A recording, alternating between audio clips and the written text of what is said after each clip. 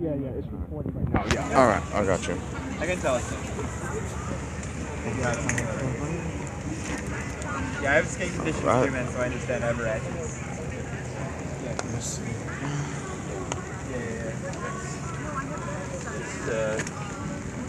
From being related to It's a genetic thing, Good afternoon, everybody. So happy to be back at the Governor's Island for the New York City Poetry Festival. My name is Angel Rodriguez. I represent NAMI, New York City Metro, the Poetry Workshop. I just want to take this opportunity to explain. We are a monthly support group that comes together every third Thursday of the month, in which people with mental illnesses, like me, and the people that you're about to see, we are here to share our voices with poetry. We've been doing this. This is our 6th year, and I wanted to encourage people with mental illness who have the courage to come to the stage and share their feelings, their emotions through poetry. And we started this about 20 years ago under Hannah Craven, and I took over this workshop for about 4 years, and so I'm so delighted to be here today. So I want to start things off with a poem. I know today is the 21st anniversary of September 11th, and so I thought this would be appropriate to read. I want to share this poem that I wrote. I wrote this back in 2006. It's called One Tuesday Morning. I want to dedicate this to all the victims and survivors on this fateful day. It was a bright, sunny day on a regular morning. One Tuesday morning, it happened without warning. The morning that turned our morning commute into a nightmare. A morning of peace, tranquility, equality, and hope became a morning of chaos, mayhem, pain, and destruction. A morning full of laughter became a morning full of sadness. A morning full of happiness became a morning full of anger. A morning of love became a morning of hate.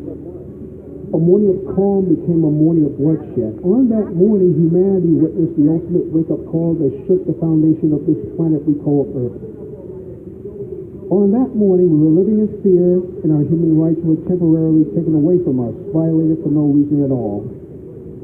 On that morning, the Twin Towers were torn down, and the Pentagon was seriously damaged by airplanes full of innocent people. On that morning, innocence was threatened by an evil force whose mission was to end everything that we stand for. On that morning, heaven became hell. On that morning, New York, Washington, D.C., and Pennsylvania became victims of an unlikely crime that was beyond our imagination. On that morning, America was wounded that day. On that morning, the entire world stood still for 24 hours. Then on that day, things slowly returned to normal. We realized that if we stay scared, they win. If we hide, they win. If we die, they win. We suddenly realized that we can't let them win. We can't let fear control our lives. So we pick up the pieces and clean up the mess. And we walk on. We move forward. Move forward to a shining light. Move forward to a new beginning. Move forward to a brighter area. Move forward to a brighter era. Pardon me. Move forward to a better future. Move forward to a different pace. Move forward to a difficult journey. Yes, there will be consequences. There will be more challenges ahead. There will be new obstacles to climb. There will be new destinations to travel. There will be more sacrifices than ever before. There will be casualties and survivors. There is no question that life has a beginning and an ending. But we must decide how we continue our story known as the existence of planet Earth. We must decide how America must continue its legacy. Humanity is precious, so is life. Hope is precious, so is peace. Freedom is precious, so is justice. The most important thing about this whole disaster is although we don't have to remind ourselves about it, we don't have to understand that we will remember. We do have to understand that we will remember that day and not forget the innocent people, the cops, firefighters, paramedics, and the military that were there on that day died for us for a reason. We must not forget. We must not give up. We must move on. We will overcome. We will remember that morning, that one Tuesday morning. So this is for all those people that we lost 21 years ago. And, okay, I have short poems. Okay, let me just a minute.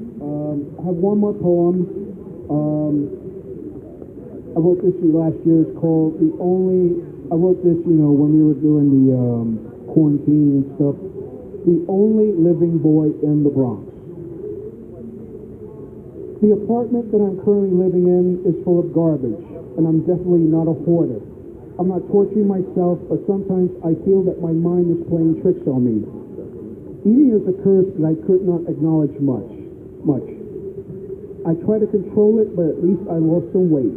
I go out for walks almost every day, especially what I want to do during this apocalypse. I have friends, but don't have time for dating. My family is always for me. I love myself regardless of how people think of me. Truly a good person I am. Thank you. And now we're going to go to Tony Sorrow.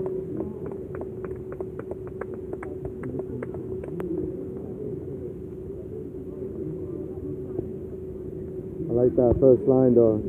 The first line though just truly encapsulates